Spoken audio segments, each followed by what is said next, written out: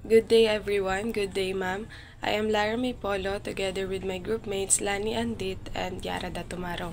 At sa aming grupo, tatalakayin namin ng isang pangkat etniko sa Mindanao na kilala sa kanilang husay sa paglalayag, pagiging mandirigma at pakikilahok sa kalakalan. Ang bangsa Iranon ay may malalim na kahulugan sa identidad at kasaysayan ng mga Iranon. Ang salitang bangsa sa konteksto ng Moro ay tumutukoy sa isang pangkat ng tao na may iisang kultura, tradisyon at kasaysayan. Sa Iranon, ito ay sumasailalim sa kanilang pagkakaisa bilang isang lahi na may sariling wika, kultura at relihiyon.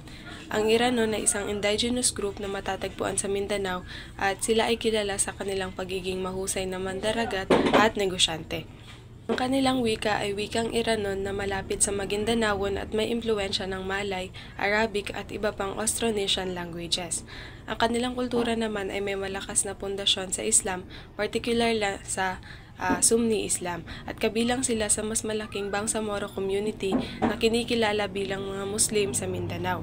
At mayaman ang kanilang oral traditions kung saan ipinapasa ang kanilang kasaysayan, paniniwala at kultura mula sa isang henerasyon patungo sa susunod. At para naman sa kanilang kasaysayan, noong pre-colonial period, bahagi ang Iranon ng Sultanate of Maguindanao, which is isa sa pinakamalakas na kaharian sa Mindanao noong panahong iyon.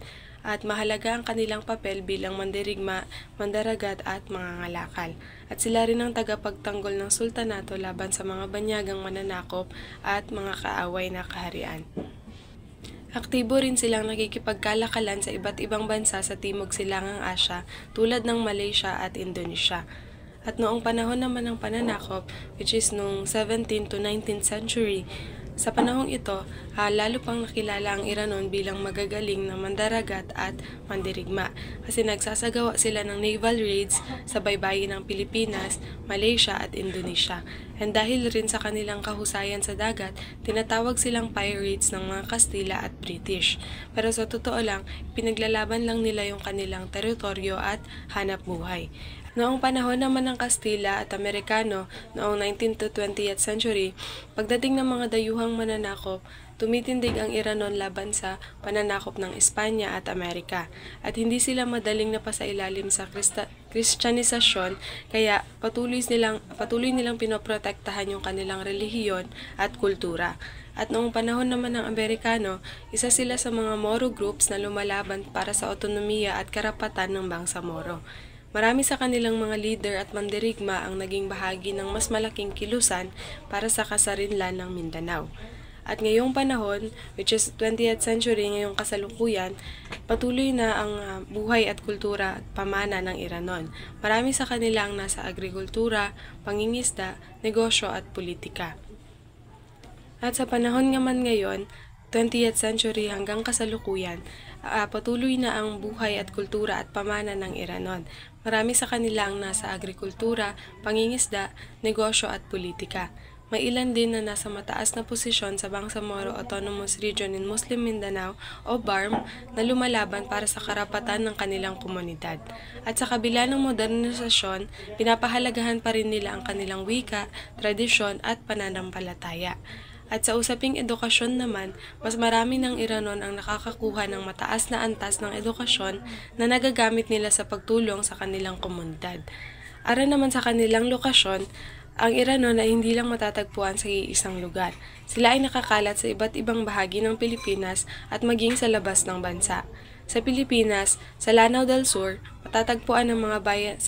matatagpuan sila sa mga bayan ng Malabang, Balabagan at Kapatagan.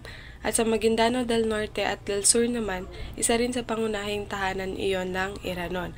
Isa rin sa ang Cotabato, Zamboanga Peninsula, Tawi-Tawi at Sulu at marami sa kanila ang naninirahan sa mga baybayin at malapit sa dagat na nagpapakita ng kanilang koneksyon sa maritime culture. And sa Malaysia naman, dahil rin sa historical na ugnayan ng Sultanate of Sulu, may mga Iranon na naninirahan sa Sabah, Malaysia, lalo na sa Kota Kinabalu, Sandakan at Tawau. Marami sa kanila ang nagtungo dito para sa kalakalan ng pangingisda at trabaho. Magandang umaga, ako nga pala si Yara Esda Tumaro at ako ang magpapatuloy sa talakayang sinimulan ni Miss Polo. Ngayon, pag-usapan naman natin ang kultura ng mga Iranon. Ang kultura ng mga Iranon ay makulay at puno ng tradisyon na nagpapakita ng kanilang malalim na koneksyon sa dagat.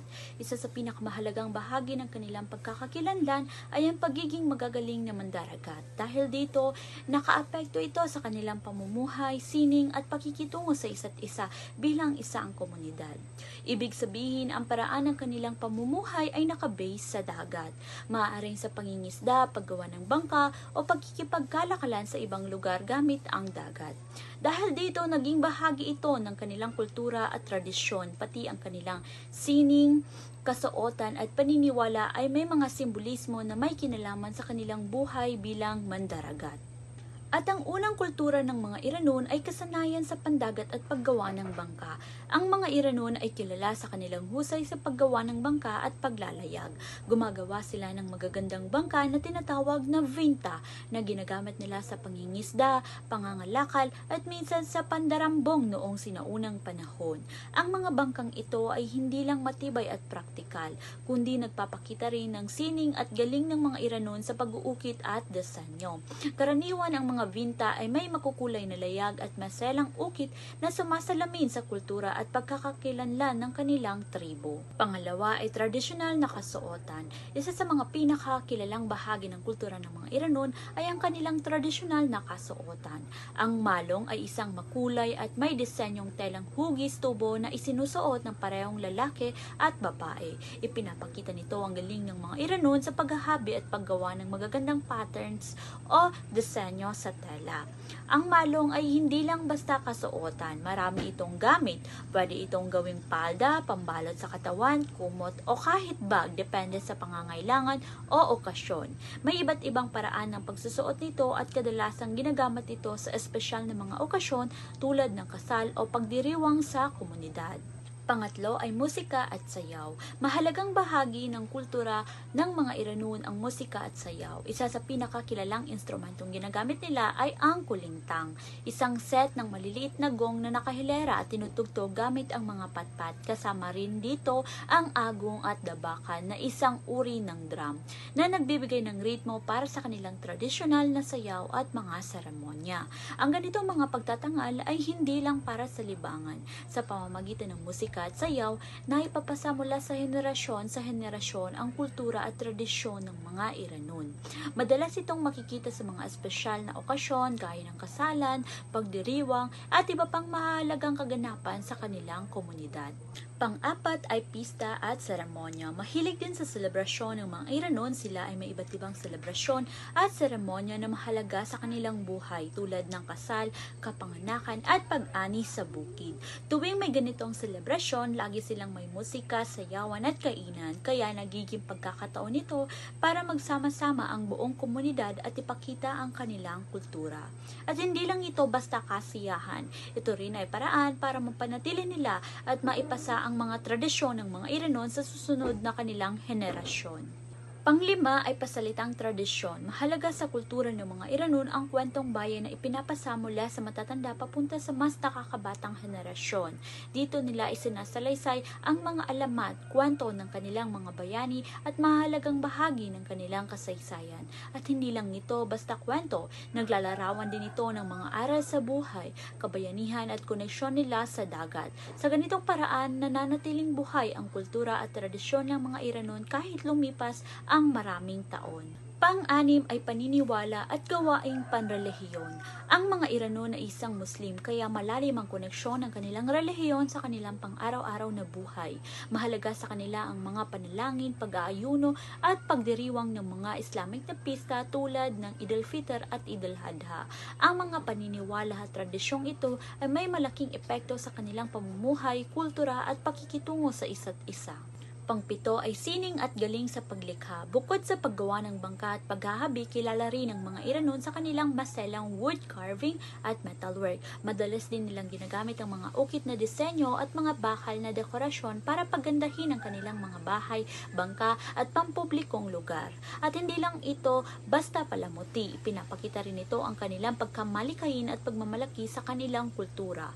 Ang bawat disenyo ay may kahulugan at sumasalamin sa kanilang kasaysayan, tradisyon at identidad bilang Iranon. At ang kasunod naman ay ang mga tradisyon ng Iranon. Una ay Pagana Iranon. Ang Pagana Iranon ay isang malaking handaan na isinasagawa tuwing kasal, pagdiriwang ng relihiyon at mahalagang pagtitipon. Ipinapakita nito ang pagiging maasikaso at hospitable ng mga Iranon sa kanilang mga bisita. Sa handaang ito, makikita ang mga tradisyonal na pagkain, musika at pagtatanghal ng kultura. At hindi lang ito basta kainan, isa rin itong paraan ng pagsasama-sama ng komunidad at pagpapakita ng kanilang mayayamang tradisyon at pagkakaisa. Pangalawa ay Kambilang, ritual sa pagpanaw. Kapag may namatay sa komunidad ng Iranon, sinusunod nila ang Islamic funeral rites. Kasama rito ang agarang paglilibing, pagbabasa ng Quran at pagdarasal para sa namatay. Mahalaga sa kanilang ritual na ito dahil bahagi ito ng kanilang pananampalataya at tradisyon. Sa pamamagitan ng pagdasal at pagbibigay galang, ipinapakita nila ang kanilang pagmamahal at respeto sa namatay habang pinagdarasal ang kanyang kapayapaan sa kabilang buhay. Pangatlo ay Kawing, tradisyonal na kaugalian sa pag-aasawa. Sa kultura ng mga Iranon, ang kasal ay madalas na inaayos ng mga pamilya at dumadaan sa isang formal na panliligaw. Bahagi ng tradisyon ang pagbibigay ng sunggudan o dowry ng pamilya ng lalaki sa pamilya ng babae bilang tanda ng respeto at kasunduan sa kasal. Ang mismong seremonya ay pinagsasama ang Islamic at cultural na ritual at pagkatapos nito ay may masayang Pagana Iranon, isang malaking handaan na may tradisyonal na pagkain, musika at pagdiriwang kasama ang mga pamilya, kamag-anak at kaibigan. Pang-apat ay Tarsila, pagpapanatili ng talaan ng mga ninuno.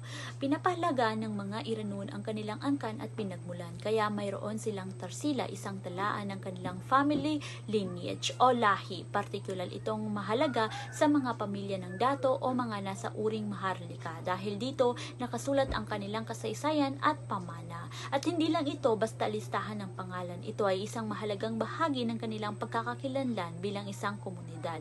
Sa pamamagitan ng Tarsila na ipapasa mula sa henerasyon ang kasaysayan, kaugalian at koneksyon ng bawat pamilya na nagpapatibay sa kanilang kultura at tradisyon. Panglima ay Sarako, tradisyonal na pamamagitan at pagsasaayos ng alitan. Sa kulturang Iranon, ang mga hindi pagkakasundo sa loob ng komunidad ay inaayos gamit ang tradisyonal na batas ng mga Iranon. Ang prosesong ito ay pinamumunuan ng mga nakakatanda at mga dato na may tungkuling tiyakin na ang desisyon ay makatarungan at makakatulong sa pagpapanatili ng kapayapaan at pagkakaisa sa tribo.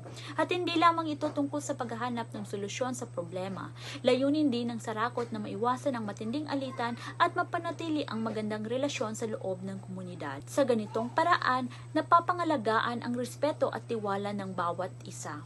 Pang-anim ay kulintang na musika at sayaw. Ang kulintang ay isang set ng gong na tinutugtog sa mga selebrasyon, ritual at pagtitipon ng mga Iranon. Isa ito sa mga pinakamahalagang bahagi ng kanilang musika at kultura. Habang tumutunog ang kulintang, may mga tradisyonal na sayaw na kasabay nito. Karaniwan ang sayaw ay pagkukwento tungkol sa tapang, pag-ibig at pang-araw-araw na buhay ng mga Iranon. Hindi lang ito basta aliwan, ito rin ay isang paraan ng pagpapahayag ng kultura at pagpapakita ng kanilang mayamang tradisyon.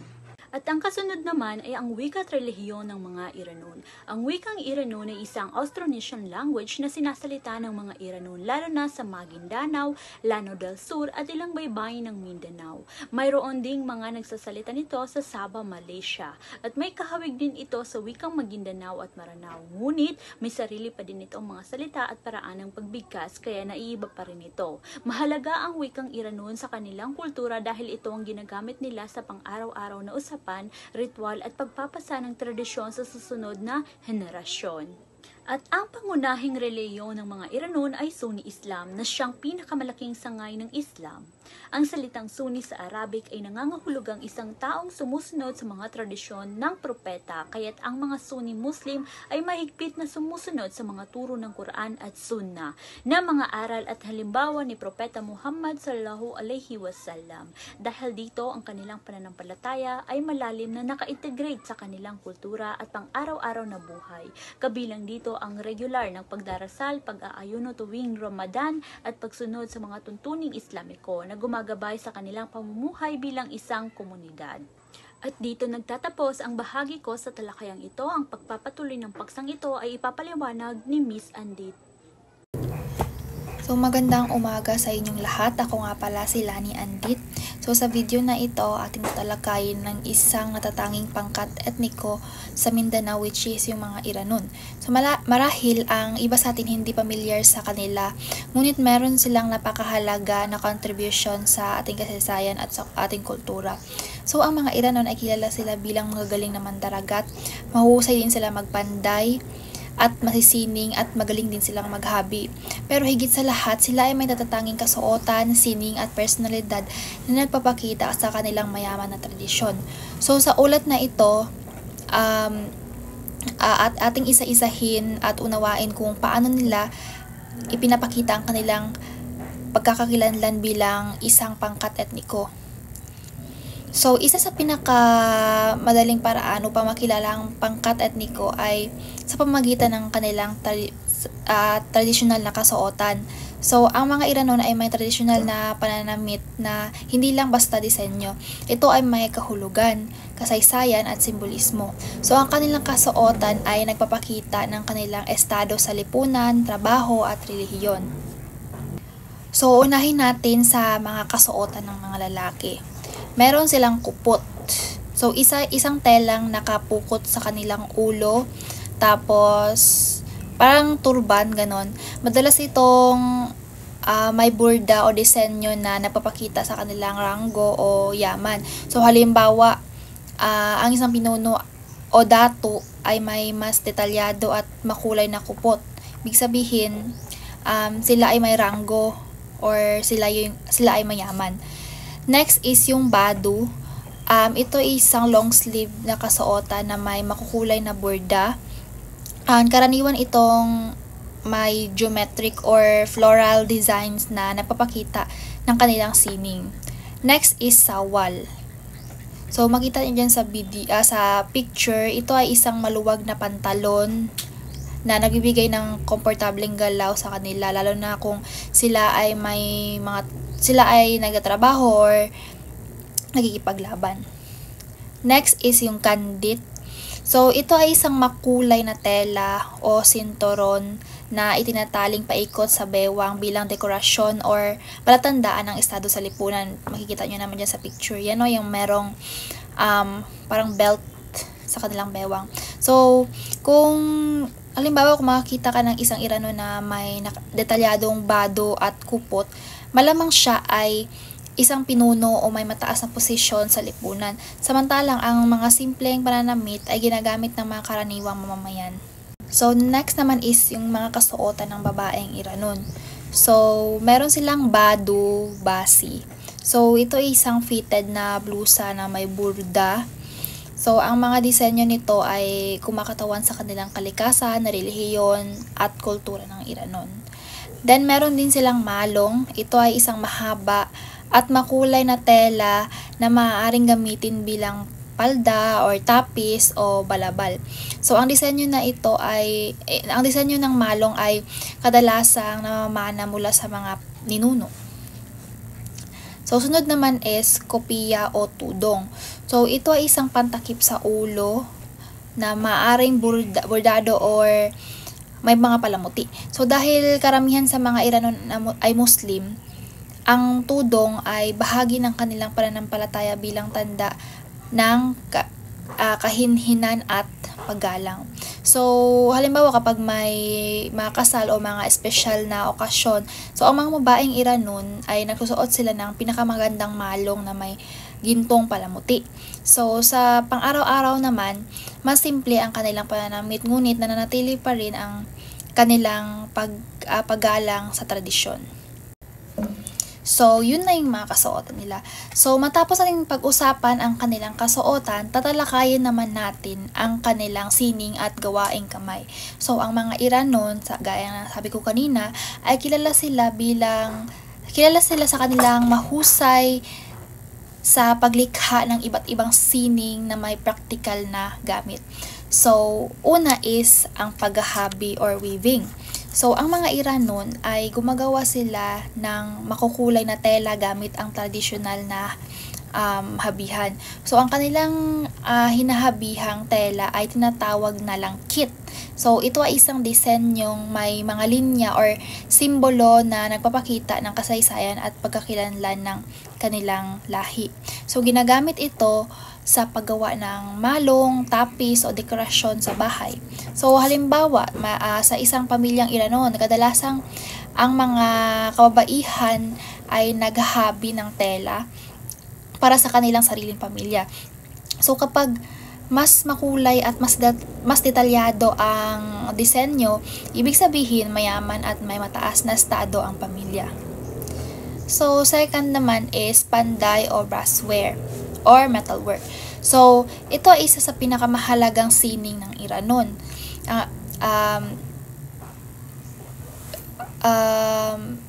Kasi sa pamamagitan nito, gumagawa sila ng mga ginto, pilak, at tanso na kagamitan. So, gumagawa sila ng espada, gong, at lalagyan ng nganga na may masilimuot na disenyo. So, halimbawa na lamang kung ang isang pamilya na may gong o mga tansong palamuti sa kanilang tahanan, ito ay nagpapakita na sila ay mayaman at may mataas na posisyon sa lipunan.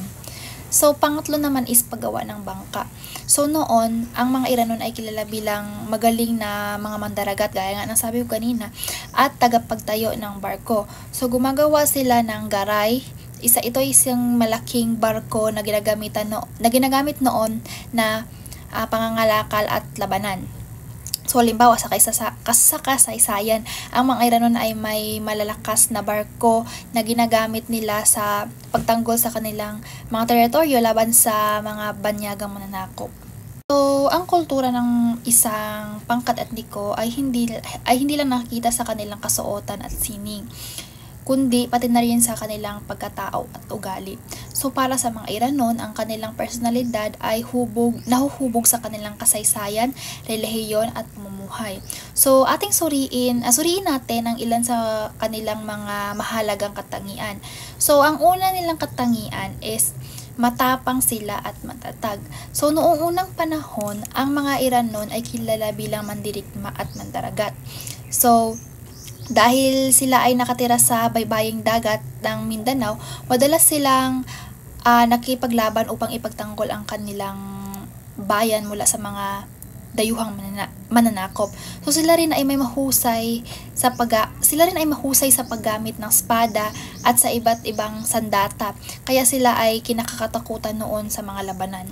So, halimbawa na lamang sa kasaysayan, ang mga Iranon ay lumalaban sa mga Kastila at Amerikano upang protektahan ang kanilang lupain at kultura. Hanggang ngayon, dala nila ang diwa ng katapangan sa pamamagitan ng pagiging matatag nila sa hamon ng buhay. Sunod naman is sila ay masipag at masinop. So, ang mga Iranon ay masipag sa agrikultura, pangingisda at pangangalakal. Noon pa man, sila ay may trading system at nakikipagkalakalan sila sa mga taga Malaysia, Indonesia at iba pang bahagi ng Asia. So, marami rin sa kanila ang nagtatrabaho bilang panday, mangingisda o mangangalakal upang matustusan ang pangangailangan ng kanilang pamilya. So, halimbawa sa isang tipikal na pamilya ng Iranon, ang mga lalaki ay nagtatrabaho sa pagsasaka o pangingisda, habang yung mga babae naman ay naglalaan sila ng oras sa paghahabi o paggawa ng mga alahas. So, ang kanilang kasipagan ay sumasalamin sa kanilang kultura ng sipag at tiyaga. Pangatlo naman ay tapat sila at mapagmahal sa pamilya. So, para sa mga Iranon, ang pamilya ang sentro ng kanilang buhay. So, sila ay may matinding respeto sa mga nakatatanda at tinuturing nilang gabay ang kanilang mga magulang at lolo, pati yung lolo at lola nila. So ang mga anak ay tinuturuan ng mga tradisyon at magandang asal mula sa pagkabata upang manatili ang kultura ng kanilang lahi. So madalas ang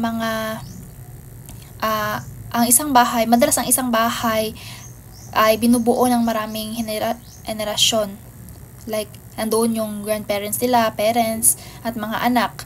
So, dahil kasi naniniwala sila sa pagkakaisa ng pamilya. So, halimbawa kapag may kasalan o mahalagang okasyon, ang buong angkan ng Iranon ay nagtitipon-tipon sila bilang simbolo ng kanilang malalim na connection at pagmamahal sa isa't isa. Pang-apat naman ay may pagmamalaki sila sa kanilang kultura. So, ang mga Iranon ay may malalim na pagpapahalaga sa kanilang tradisyon at kasaysayan. Kahit na sa moderno nating panahon, marami pa rin ang nagsusuot ng kanilang mga traditional na kasuotan tulad ng malong at badu sa mga espesyal na mga okasyon. So, patuloy pa din nilang ipinapasa ang sining at paghahabi, pagpanday at paggawa ng mga bangka sa mga sumusunod na henerasyon. So halimbawa sa isang Iranon na pamilya, maaring ang tatay ay isang panday, ang nanay isang taghahabi at ang anak ay natututo ng sining mula sa kanilang mga magulang. So ito ay isang patunay na ang kanilang kultura ay buhay na buhay hanggang ngayon. Sa kabuuan, ang mga Iranon ay isang mayamang pangkat etniko na may natatanging kultura, sining at pagkatao. So ang kanilang pagiging matapang, masipag at makadiyos at mapagmahal sa pamilya ay ilan lamang sa mga katangian na dapat nating pahalagahan at ipagmalaki. So bilang isang Pilipino, responsibilidad natin na preserbahin at ipagmalaki ang kultura ng ating katutubong grupo. So ang kultura ng isang lahi ay hindi lang bahagi ng kasaysayan, kundi isa ring pamana na dapat natin ipagmalaki, preserba para sa susunod na mga henerasyon. Yun lamang po at maraming salamat.